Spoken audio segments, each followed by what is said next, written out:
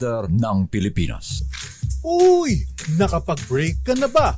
Nakapag-relax ka na ba? Saan ka man nagtatrabaho, mapa-opisina man o work from home o mula mismo sa pwesto, sasabayan namin ang break time mo. Sasabayan namin ng mga balita at komentaryo, mga panayam ng mga taong viral ngayon. DZRH Break Time! RH Break Time! Magandang hapon ho, Luzon, Visayas, Mindanao. Isang edisyon mga kaibigan ng programang Break Time. Minus po sila kay Mayor Deo Macalma. Ano po mga lingkod, sina Ray Sibayan. At Thea Pecho Corpus. Tuloy-tuloy sa pagbabalita. Tuloy-tuloy sa serbisyo. Sama-sama Sama-sama tayo, Pilipino. Sa libong headline sa programang Break Time, DNR, DOST at mga paaralan sa Bataan, pinulabog daw po ng bomb threat. Presyo naman ng produktong petrolyo may katiting na rollback bukas. Heto, mga bulaklak sa Dangwa, Maynila, biglang taas presyo bago mag-Valentine's Day. Utak naman ang MSU bombing noong Disyembre napatay sa operasyong militar ayon yan sa Armed Forces of the Philippines. Trahedya ng landslide sa Maco, Davao de Oro. 55 na ang naitalang patay, 32 pa ang hinahanap sa ngayon. Estados Unidos sasaklolo naman sa mga biktima ng Masara landslide ayon sa AFP. Mga negosyante mula po sa Europa abak kabado sa debate tungkol sa Chacha. Voters registration para sa susunod na eleksyon o marangkada na. Negosyanteng babae, inatake ng mga holdupper sa loob ng isang CR ng isang mall. Naku. Mga praktikal na regalo naman sa araw ng mga puso, Uy. patok sa mga netizen. Ano kaya yung mga practical na regalong yan? Feeling ko pagkain. Pagkain? Oo. Cash. Oo, cash, di ba? Bigas. Oo, bigas, yan. Oo. Mga pagkain na, ano. LPG. Iba nga, practical daw, pati na lang sila ng Happy Valentine's Day. Sabay, mwa.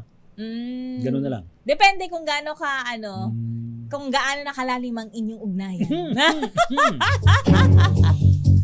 Sa ating po mga balita mga kaibigan, magkakaroon po ng katiting na bawas presyo ng petroleum products bukas, February 13. Sa anunsyo ho ng mga oil company, huwag ka magugulat ha. Magkano? 10 centavos lang Sa diesel? sa diesel. Ang cute-cute. Ang sarap iniper. 10 centavos ho ang kaltas sa presyo bawat litro po ng diesel. 60 centavos naman sa bawat litro po ng gasolina. May bawas din naman ng kerosene. 40 centimos bawat litro. Ang ganito hong paggalaw sa presyo ng petrolyo ay nakadepende pa rin daw po sa galawan ho ng presyo ng krudo sa world market. Alam na ho namin yan. Samantala, inflationary kung ipatutupad naman ang pagtaas sa sahod sa ating mga manggagawa. Ito ang paliwanag ni Marikina Representative Stella Kimbo sa panawagan ng labor groups na tigilan na ang isyu ng Chacha at mas talakayin ang pagtaas ng sahod ng mga manggagawa sa harap ng patuloy na pagtaas ng presyo ng mga bilihin. Ayon kay Kimbo, bahagyang mabibiyayaan ang mga manggagawa ng mga consumer din kapag may wage hike pero matindi ang epekto nito. Sabi ni Kimbo, ipapasa lamang ng mga kumpanya ang pagtaas ng sahod sa forma ng pagtaas ng presyo ng mga bilihin at serbisyo. Paliwanag ito ni Kimbo ng hinga ng reaksyon sa gagawing pagpasa ng Senado ngayong linggo sa 100 pisong legislated wage increase bilang Valentine's gift umano ng Senado sa mga manggagawa. KJ naman, nila. Pwede naman siguro sabihin na itatry ho natin na mapagtibay pero siguro Aaralin. Aaralin Bubusisiin yun. ng husto. Mas okay yung ganun sanang paliwanag, hindi yung sasabihin mo Binara na agad. Binaril ka agad, Binaril diba? ka agad. Grabe naman no. Napaghahalata naman ano ha. Tumaas ho ang presyo ng mga bulaklak sa may Dangwa Market sa Maynila 2 araw bago po ang Valentine's Day. O mga mister, makinig kayo. Ang isang bouquet ng rosas ay mabibili na sa halagang 1,200 pesos. Na yan, nakabuka na o bubot? May ganun ba yun? Oo. Magkaiba ba ang presyo nun? Feeling ko, kasi Yung bubot pagbuka na. saka yung buka? Oo, pagbuka na. Baka mas Mas mura. mura. Baka kasi buka na siya eh. Palanta na yun. Papainig na. Yung, ito ang presyo ng isang bouquet ho ng rosas. 1,200 to 2,000 pesos. Depende sa buka. Hindi. Depende sa disenyo. Kala ko sa kulay. Meron din palang kulay. Oo, magkakaiba rin palang kulay. Oo, di ba no? daming kulay ng bulaklak, lalo Meron na yung ng rosas. may pagka-pink, may May pagka-red. mamingwing. May pulang-pula. May pink din, Oo, no? oo. Diba? Meron bang yellow rose? Parang di ba nakakita? Tulip. Yung Tulip yellow, diba? yellow. So, pula. Yung mga nakikita ko lang blue. Ganyan. Pero iba parang kinukulayan lang. Pink kadalasan. Pula, pink. Pink. Natural yun. Baka naman puti. baka naman yung blue may chemical na yun. Hindi, meron talagang blue. Talaga? Natural Meron ba? blue. Oo. Wow. Mm-mm. Blue So, rose? feeling ko mas mahal yan. Talaga? Tanong natin yan. Saan ba galing yung blue rose na? Lalo na siguro kapag nakatikom pa. Oo, yung bubot pa lang. Bubot pa. Ito yung carnation daw na may kasamang sunflower ay nasa 800 pesos. At kung may kasama naman itong mga stargazer lily ay abot po sa 1,000 pesos. 1,000 pesos naman ang isang dosenang pulang rosas. Yun. Habang ang I love you roses, dahil 1, 2, 3, Aha. ay nasa 400 pesos. Habang ang Baguio roses naman ay nasa 100 piso bawat isa. Mabibili rin ang mga stuffed toy na may kasamang rosa sa halagang 500 pesos. Wow! Hanggang 2,500 pesos. Depende sa laki ng stuffed toy. Di ba kasama na yun? May pa-stuffed toy pa. Oo, saka disenyo rin. I-cash nyo na lang. Ay, meron palang yellow rose. Tsaka may purple. Merong Oo. yellow rose. May purple rose. Purple rose meron din. At may green din ha. Hindi pa ako nakakita niya. Siguro Green mga rare. rose? Mga rare na yan. Rare, Oo. Talaga naman. Pag rare yung pagmamahal mo sa yung minamahal. May orange din. Meron Yan. ding orange Orange, rose. peach, pink, red. Yan yung mga natanggap ko na. Tsaka Oo. blue. Pwede ba tayo mag-order online yan? Mahal eh. Bigas na lang. RH Break! Sandali lang, Miss Thea. Naku naman no, ano ba naman yan? Arangkada pa lang ng ating balita. Meron tayong isang mainit-init. Flash Report. Flash Report! Literal hong mainit ang balitang ito. May sunog.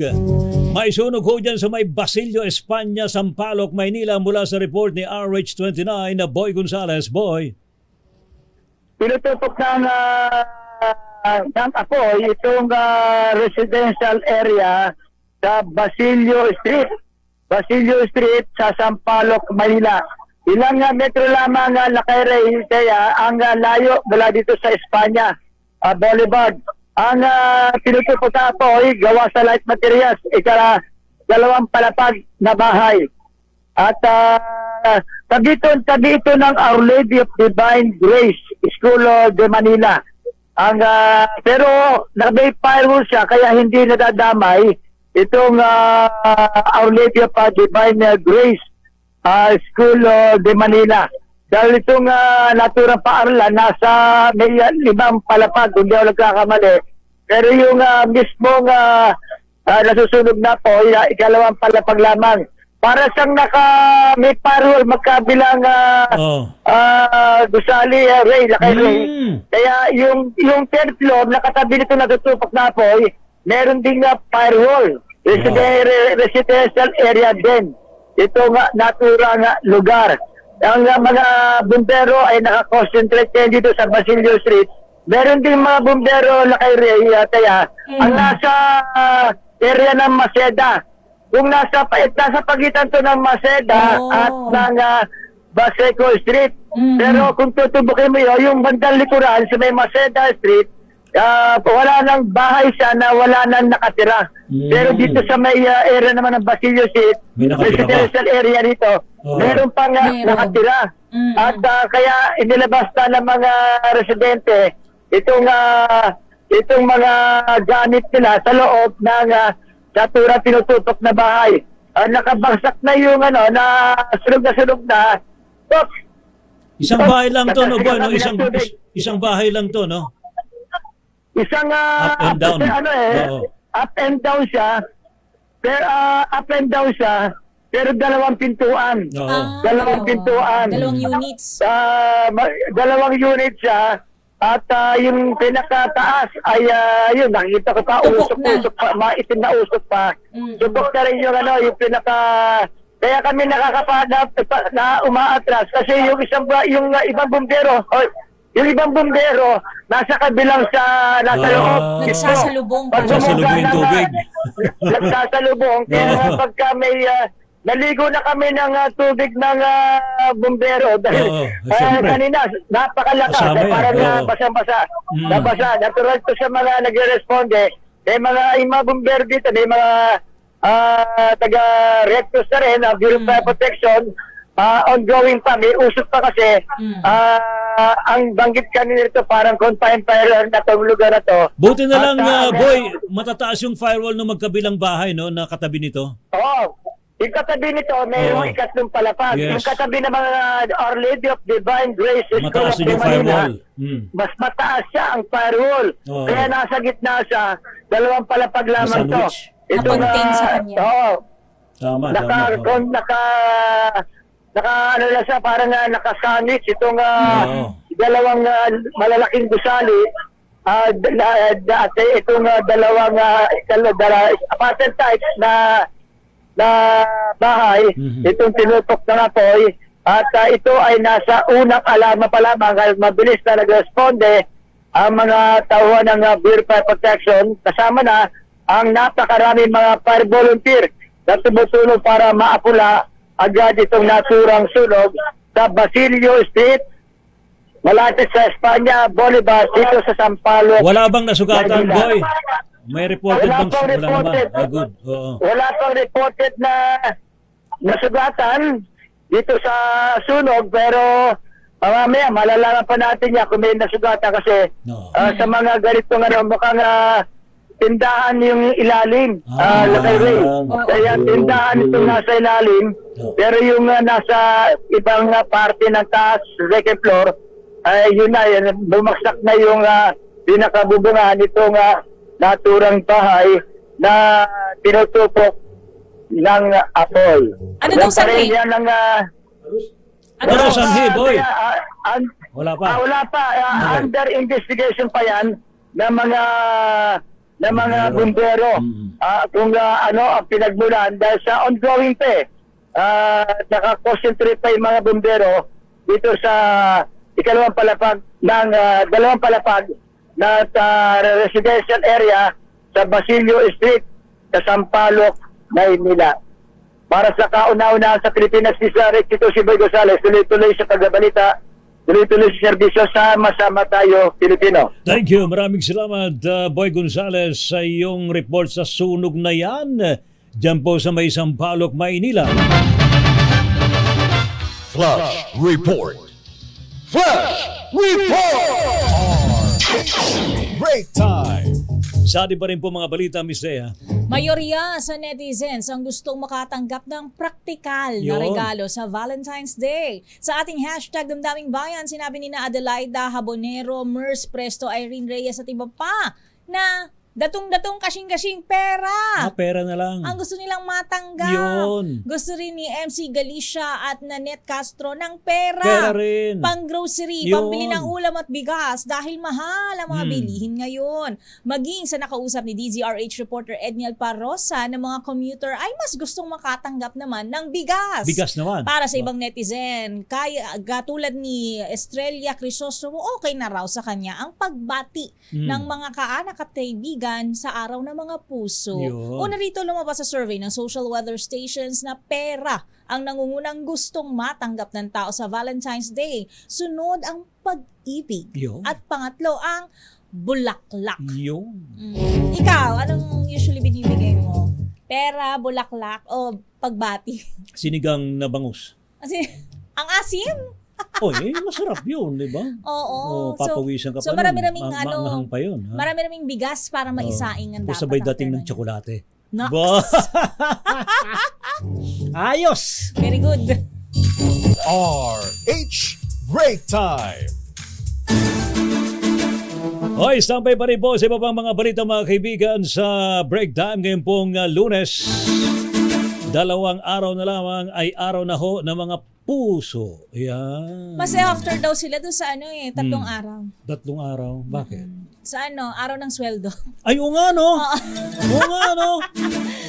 Mas February after sila sa araw 15. ng sweldo, sa araw ng mga Oo. puso. Araw daw kasi ng gastos yun. Ayan, Kaya mas oo. gusto yung araw ng sweldo. Araw ng sweldo. Maganda yun. Magkasunod naman ano ha? Oo, lista muna. Saka yung iba, baka wala pang pera sa February 14. Oo. Ano ha? Di sabay-sabay na. Oo, Oo. swell day. Oh, swell day Friday. na. Oo, Ayan. ayun, pwede. Lahat na, sabi-sabi nyo na sa weekend. Thursday, Thursday, Friday. Friday. Di mag-happy hour na kayo ng Pwede, Friday. happy hour na. No? Meron na kayo idea. Oy, nako, yun daw utak sa MSU bombing diyan sa Marawi, ha? Abay napatay daw sa operasyong militar, ha? Confirmed Talaga. na yan. Oo, yan ang sinasabi ng Armed Forces of the Philippines. Yun namang trahedya ng landslide sa Maco, Davao de Oro. Naku naman no. Umaasa pa rin tayo, Mistea, na meron sanang makuha pang buhay.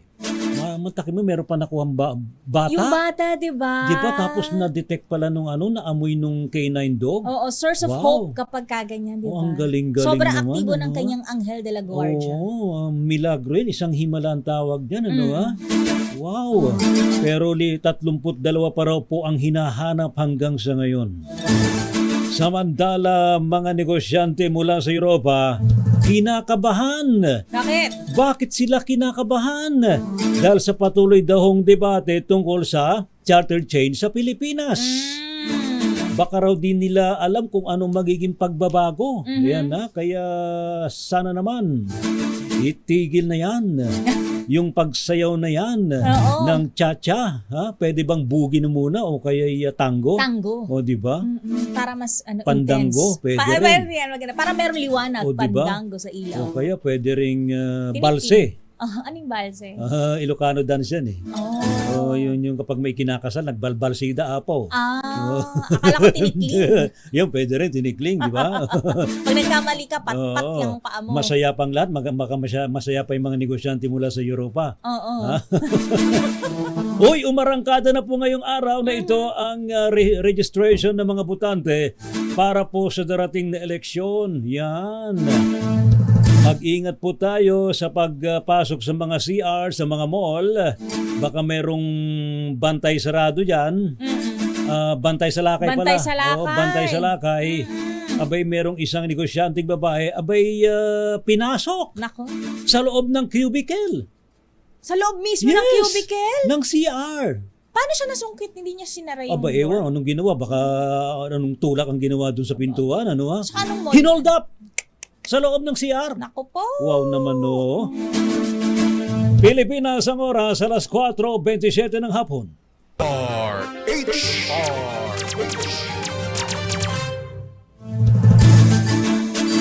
RH Break Time! Ang nyo pa rin po mga lingkod, sina Ray Sibayan. At Thea Pecho Corpus. Tuloy-tuloy sa pagbabalita. Tuloy-tuloy sa serbisyo. Sama-sama tayo, Pilipino! Pinag-uusapan namin ni Miss Thea dito yung nangyari dun sa babaeng negosyante. Mamaya, malaman po nyo detalye po dun sa isang negosyanteng babae. Ito pala'y balikbayan eh.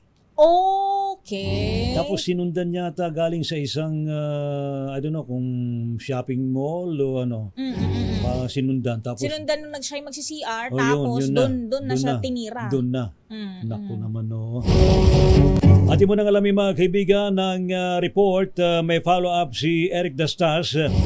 Abay mantakin mo, matindi itong panana. Naku. Delikado to sa mga bata. Talagang nasindak sila, Miss Thea, doon sa tinanggap nila mga bomb threat. Ha? Oo. Mga paaralan sa Bataan. Ano ha? Ating alamin ang follow-up report mula kay Eric Dastas. Eric? Eric? Eric? Yun na. Eric, go ahead, Eric. Lakay Ray, Miss Thea, na nagdulot nga ng pangamba kanina ang mga empleyado ng Department of Education Bataan sa barangay Kalaylayan, Abukay, Bataan kanina alas 11:45 ng tanghali. Matapos kang makatanggap ng bond threat mula sa isang official email account na nagngangalang Takihiro Kasarawa. Sa report na ipinidala ni Provincial Director Police Colonel Palmera Tria ng Bataan kay Regional Director Police Brigadier General Jose Hidalgo na meron umanong bomba sa naturang tanggapan. Ay dito kay Hidalgo, agad niyang inatasan ang kanyang Provincial Director na si Christian na alamin ang naturang banta at alamin kung totoo nga raw ito. Agad nagsagawa ng pagsusuri, Lakay Ray, ang mga bomb squad sa naturang gusali. Subalit sa kabila dito ay nag-negatibo naman sa kanilang pagsisiyasat. So, nananawagan, Lakay Ray, si General Hidalgo sa ating mga kababayan na huwag seryosohin ang kung may mga ganitong... Hindi pwedeng hindi seryosohin. Dapat tingnan mabuti. Ha? Tutukan, pero huwag tayo magpapanik. Yes.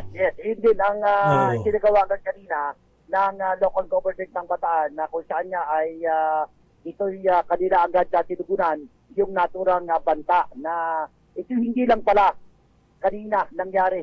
Yes. Ang araw. In fact, mayroon ding mga opisina, Eric, na na pinagbantaan din and the same name na originally galing daw sa Japan, ha? Correct. Galing Japan, ha? Yung DNR saka yung DOST. Tama. The same yung parehong kapareho, yung pangalan na binabanggit natin kanina doon sa official website ng PNH. Yung natatanggap ng DOST sa mga ibang tangay ng pangalan o ng establishmento ay ito rin yung natatanggap. Partikular nga ay yung natanggap din kanina tanghali dito sa naturang DepEd. Pero sandali, ilang eskwelahan ba yung sinabing may pinagbantaan dyan sa Bataan? Ilan ba yung nakatanggap Kanina sa ng report bomb ni Dani threats? mukhang maraming eskwelahan ha?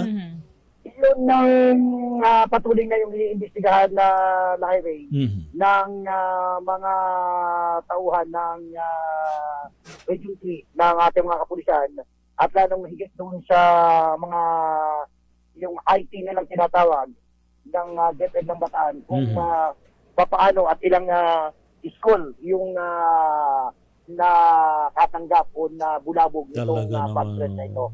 Oo. Ito, ingat tayo. Ha? Ito mga eskwelahan ay private schools or public? Private ba to public? Actually, walang binabanggit na kung ito ba ay private o public. Pero nakarating sa DepEd. Yung mga school. DepEd Bataan. Yung mga nakarating sa DepEd mismo. Pihado ko public ito kasi uniform nila kulay asul sa kaputi. Kung yan lang. Ganyan yung uniform namin dati, yung public school namin sa Bangarlaon yung dati. Ganyan. Yung Defloms. White and blue.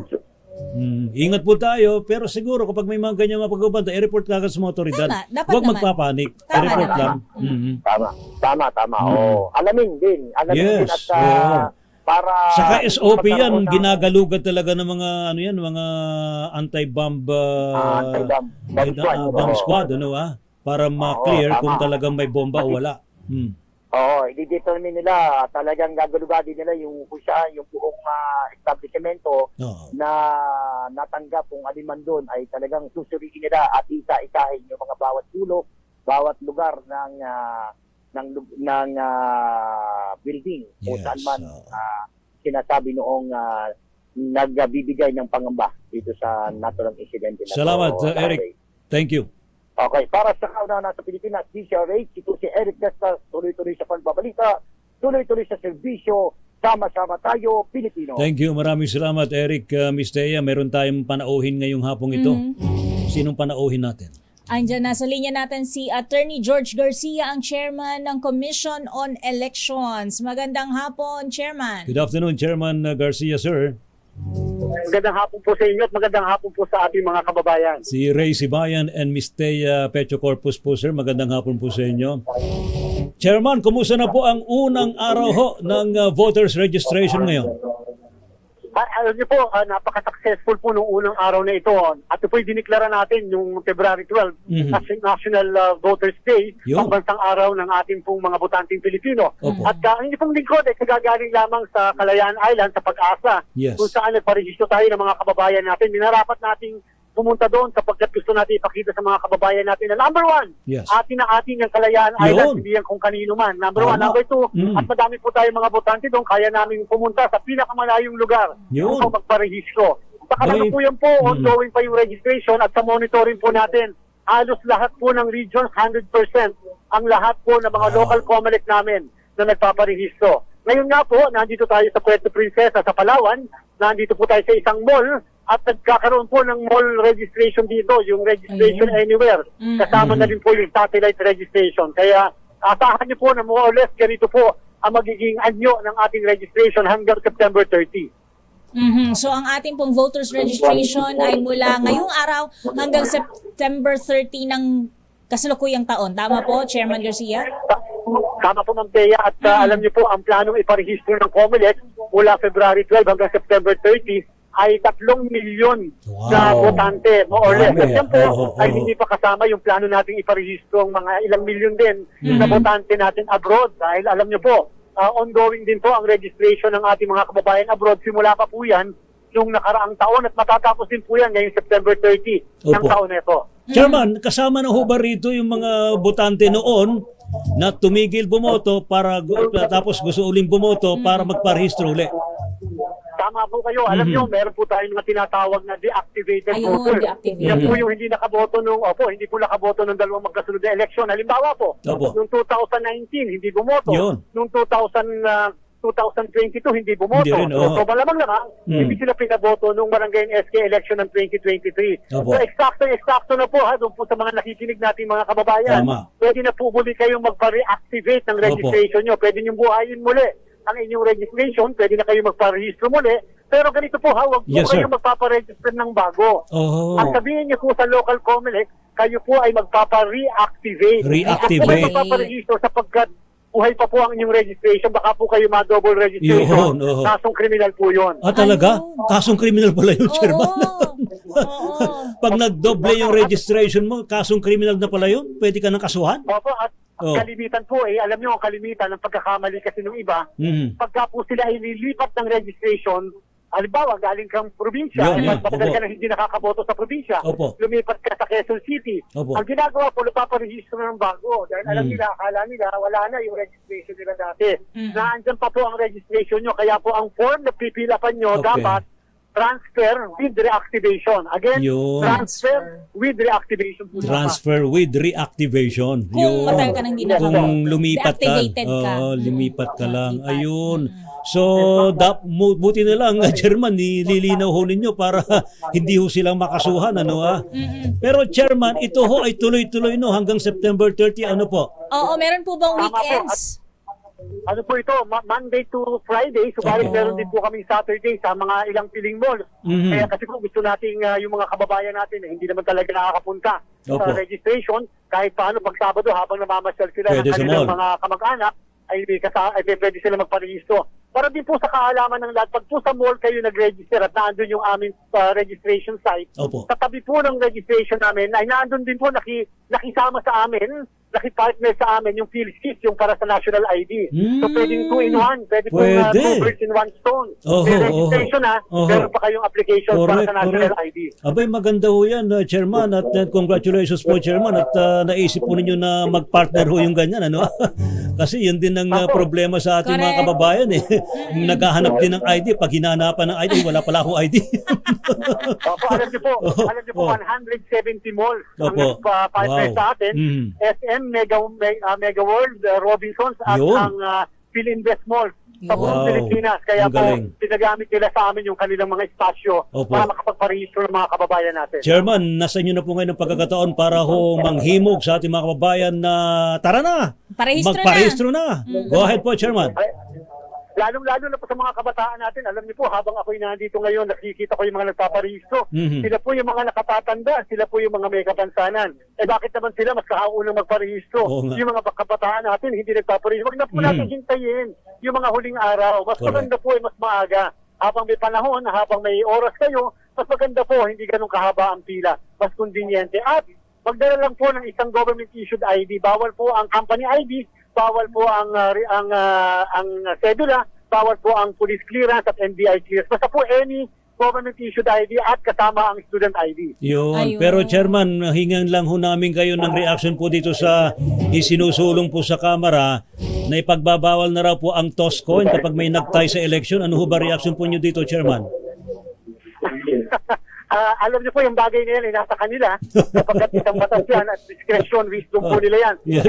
Kaya lamang po, para po napakahirap paano po i-resolve Yun nga. yung toss coin. Ano po ang paraan? Jack and Poy siguro, Chairman. Pwede, no? Opo, hindi po natin kakayanin kasi yung another election, medyo magastos. Yes. Talaga pong time and tested naman po talaga ang toss coin. Wala naman po may kagustuhan na Tay. tay ang boto. Tama. Talagang Oo. dito Diyos na lang ang taksi at Diyos na lang ang bahala at yung kinabukasan ng destiny mo. No. Chairman, sa ngayong araw na ito, mga ilan na po yung nagparehistro? Pakiulit po, Chairman. Nako, hindi ko po mabibira. Hindi pa, wala pa. Pero Opo. ngayon po, halos libo na po yung nagparehistro kaagad. Yes. At base po sa monitoring natin. At again, meron po tayong register anywhere. Ibig sabihin, kahit taga-probinsya, hindi na uuwi sa probinsya, pwedeng sa mga malls na magparehistro. Ayun. Pwede na po yun. So sasabihin na lang po, Chairman, kung taga saan sila. Oo. Tama ho? Opo, tama po. Yun. At papakita Doon lang ng ID na talaga nagpapatunay na taga doon sila sa probinsyang yun. Yun, tama. Chairman, halimbawa walang ID, wala ding school ID, pwede daw ba birth certificate? Pwede po, pero at the same time, magsama na lang po kayo na nakakakilala sa inyo. Ayun. Ay, issue namin ng affidavit, meron kaming pro forma na affidavit, upang mapatunay naman na talagang ikaw ay taga dyan. Take note po, hindi lahat na nag-apply ay automatically registered voter na. Lahat po ng nag-apply ay mag-a-undergo pa ng tinatawag na Election Registration Board hearing. At Ayun. nasa kanila po, baka kami mag-object sa inyo, baka pag hinalaan kayong tatakbo. Akala, hindi talaga kayo taga dyan. Oo, tama, Pwede po kayong tama. questionin. Opo. Ayun.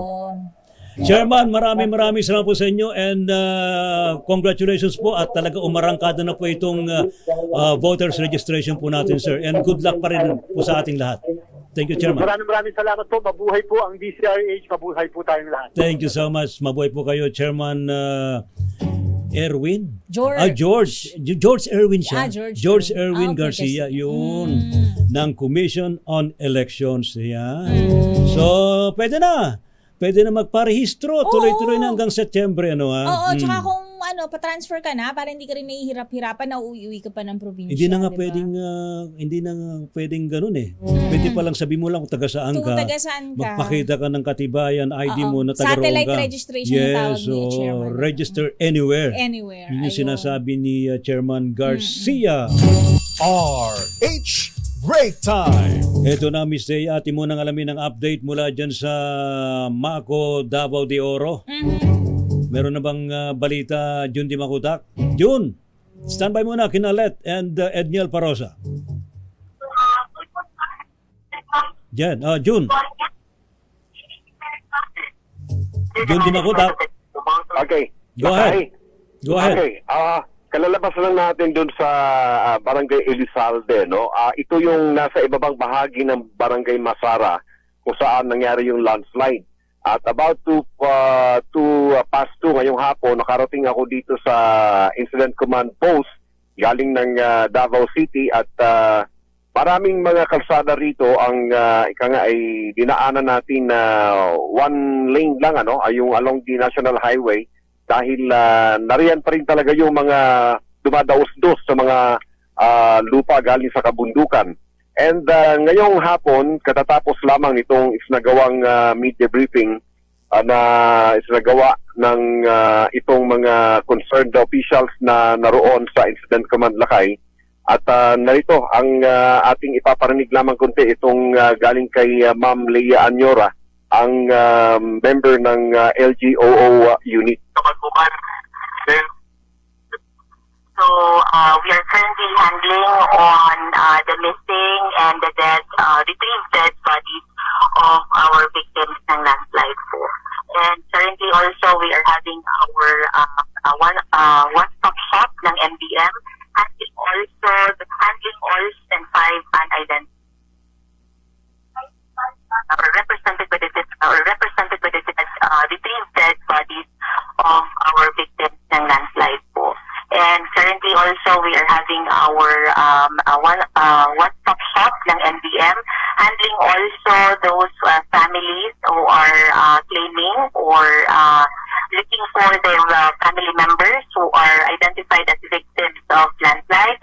And under sa ating one-stop shop, continuous pa din po yung ating services na binibigay, gaya ng plotter, no, which is conducted by PNP. And of course, our anti-mortem data collection conducted by or represented by the different agencies under MDM. And we have our DVI conducted by NBI. So yan po, thank you. So, ayan Lakay, at Miss Thea, yung pananalita kanina ng LGOO unit si Ma'am Leia Anyora.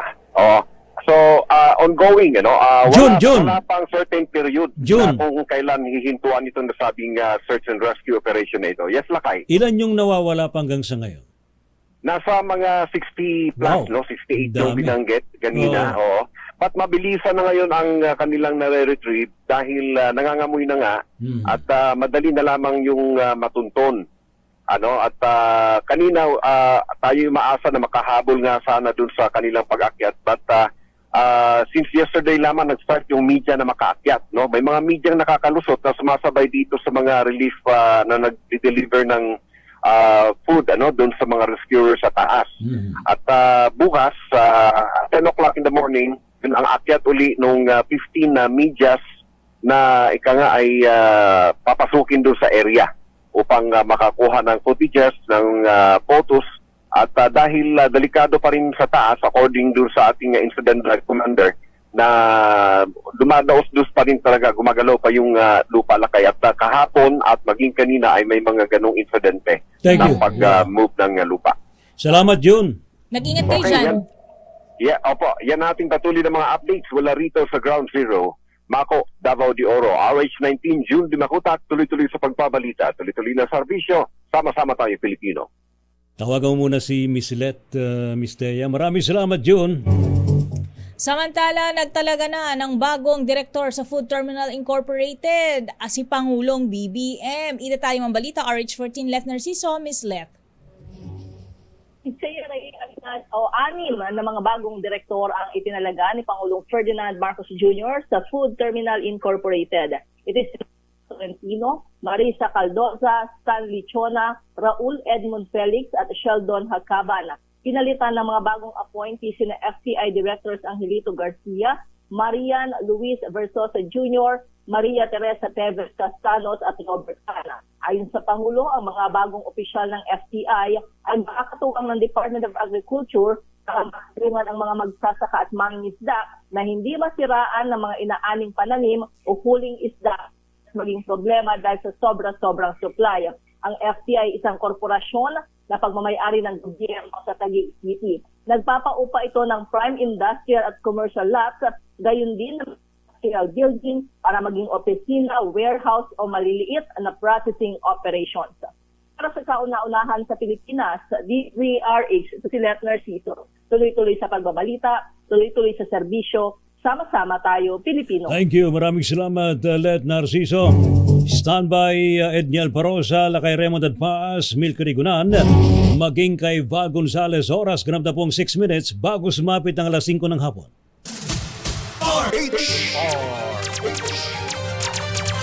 RH Break Time. Hoy, balik tayo sa ating mga report, Miss Thea. Pangulong BBM pinarangalan ng mga sundalong nasugatan versus Dawla Islamia sa Lanao del Sur. Idetalye mo RH52 Edniel Parosa, Edniel.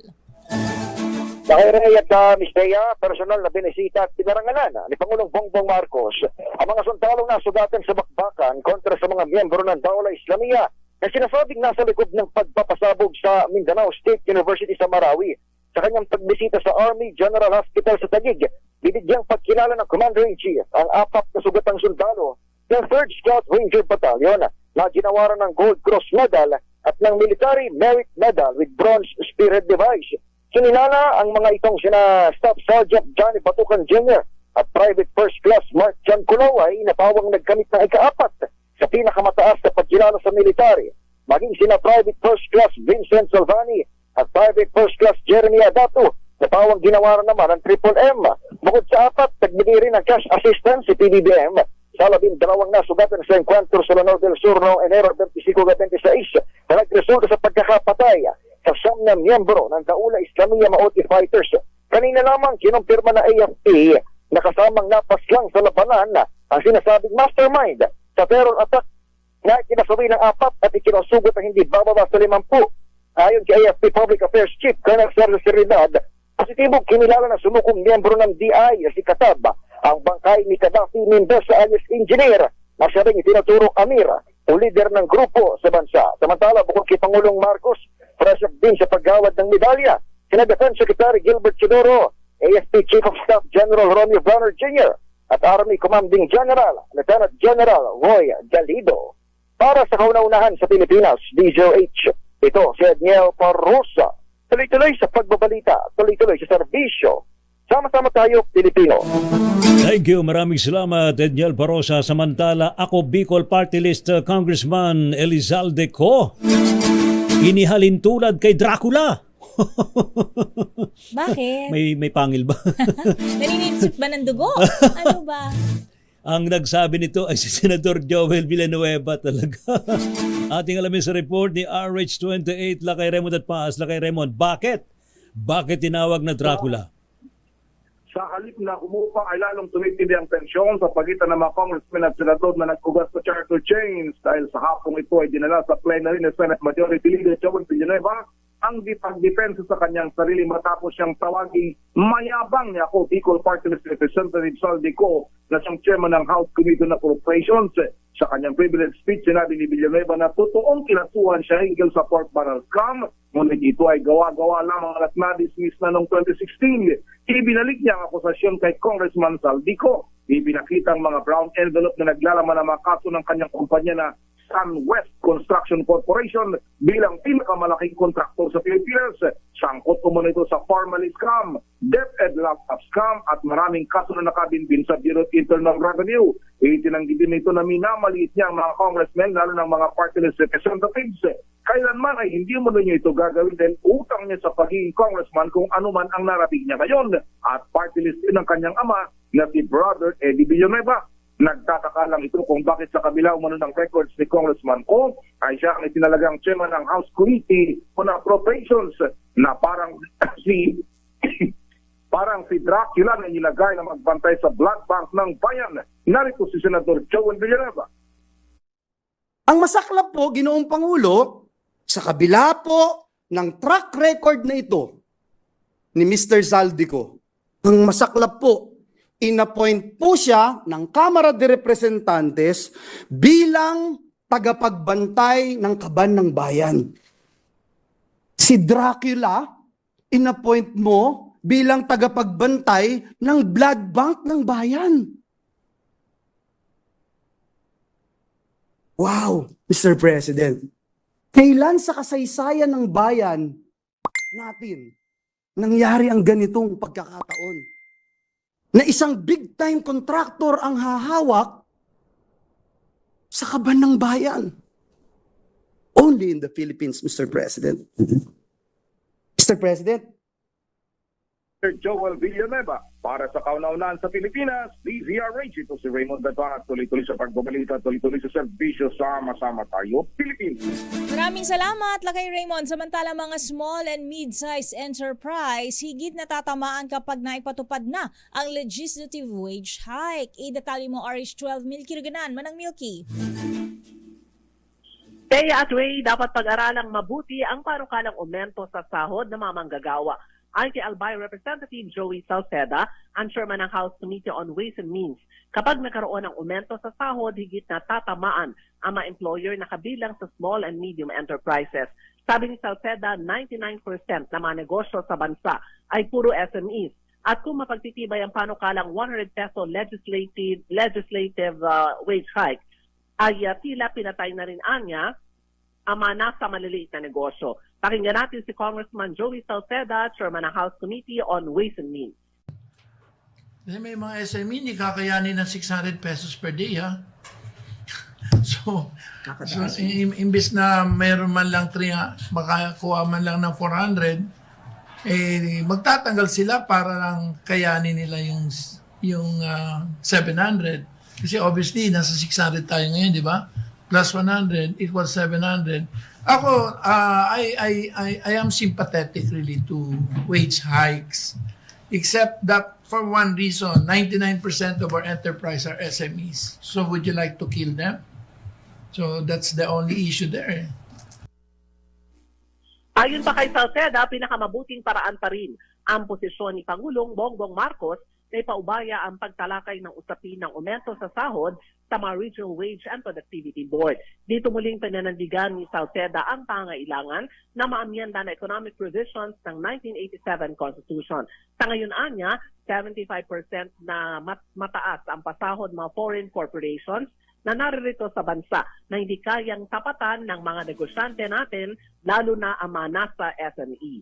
Para sa kauna-una sa Pilipinas, DZRH, ako si Neil Trigonan. Tuloy-tuloy sa pagbabalita, tuloy-tuloy sa serbisyo, sama-sama tayo, Pilipino. Thank you, Milky. 5 kumpanya na nagre-recycle daw at nagtutunaw ng lead metal sa Pampanga ipinasara. Ating alamin sa report ni Val Gonzales. Val. Ay pinatawan ng Cease and Desist Order ng Department of the Environment and Natural Resources o DENR ang 5 mga kumpanya na nag-ooperate bilang lead dispensers at recyclers ng used lead acid batteries. Ito'y matapos na matuklasan na walang kaukulang permit ang mga ito para mag-operate. Ang mga ipinasara ay ang Chilway Metallic Manufacturing Corporation, Energetic Battery Manufacturing, EcoSeal Metallic Manufacturing Corporation 1, Eco Metallic Company at Paper Resources. Ayon sa DENR, bukod sa nilapag ng mga ito ang Republic Act 8749 o ang Clean Air Act of 1999 ay tahasan ding binabiolate ng mga ito ang nakasaad sa Republic Act 9275 o ang Clean Water Act at Republic Act 6969 o ang Hazardous and Nuclear Waste Act. Dahil dito ay naglabas naman ng pahayag ang Federation of Philippine Industries o PFI na sumusuporta sa ginawang hakbang na ito ng DENR. Ayon kay PFI Chairman Dr. Jesus Aranza, magandang pinakitang pagtutulungan ng local at national government agencies para mapatigil na ang tiwaling mga gawain na ito ng mga negosyante. Ininoso pa ni Aranza na marami pang mga unregulated lead dispensers at recyclers ang patuloy na nag-ooperate sa bahagi ng Valenzuela, Tondo, Maynila, Tarlac, Cavite, Cebu, Davao at iba pang mga lugar sa bansa. Para sa kauna-unahan sa Pilipinas, DZRH, ako naman, Val Gonzales, tuloy-tuloy sa pagbabalita, tuloy-tuloy sa serbisyo. Sama-sama tayo, Pilipino. Thank you. Salamat, Val. Ito na tayo, Miss Dea. Bea Alonzo. Si Bea. Oo, isa sa mga pinakamainit na actress ngayong mga panahong ito. Spotted sa Singapore sa gitna ng breakup issue with fiancé Dominic Roque. Anong ginagawa niya doon? Yun ang tatanungin natin sa ating showbiz princess na si Aliyah Ikatlo IV. Aliyah? Lakay Ray at Miss Dea, matapos kumpirmahin ng breakup, spotted nitong weekend si Bea Alonzo na nagliliwaliw sa Singapore. Mukhang nagpapahinga muna ang aktres mula sa mga kontrobersiya dahil talagang pinagpiyastahan ng netizens ang kanilang hiwalayan ni Dominic Roque. Sa nagka-post na video sa TikTok, makikita na naglalakad sa isang mall sa Singapore si Bea kasama ang kanyang pamilya. Ayon sa isang kolum ni June Lalin ay bago lumipad pa Singapore si Bea, ay pinuntahan pa raw ito ni Dominic para sa UN. Kinausap naman ito ng aktres pero wala daw nangyari at malabong magkabalikan pa ang dalawa. Ngayong araw ay balik Pilipinas na si Bea at tignan natin kung magkakaroon pa ng pag-asang maayos ang gusot sa kanilang relasyon. Matatandaan kahapon ay naglabas ng joint statement ang dalawang panig at inanunsyo na tinutulokan na nila ang kanilang engagement. Hindi sila nakahabol ngayong Valentine's Day, Lakay Ray at Miss Thea. Para sa Break Time Showbiz, ito si Aliyah Ikatlo. Tuloy-tuloy sa pagbabalita, tuloy-tuloy sa serbisyo. Sama-sama tayo, Pilipino. Not sure, baka magbalikan after Valentine's Day. Oo nga eh. Ay, it hurts to say goodbye. Babay na ho kami. Babalik kami uli bukas. Sa programang Break Time, sa ngalan po nila kay Mayor Deo Macalma. Yan po mga lingkod, sina Ray Sibayan. At Thea Pecho Corpus. Tuloy-tuloy sa pagbabalita. Tuloy-tuloy sa serbisyo. Sama-sama tayo, Pilipino. Oras 5:07 ng hapon. This time check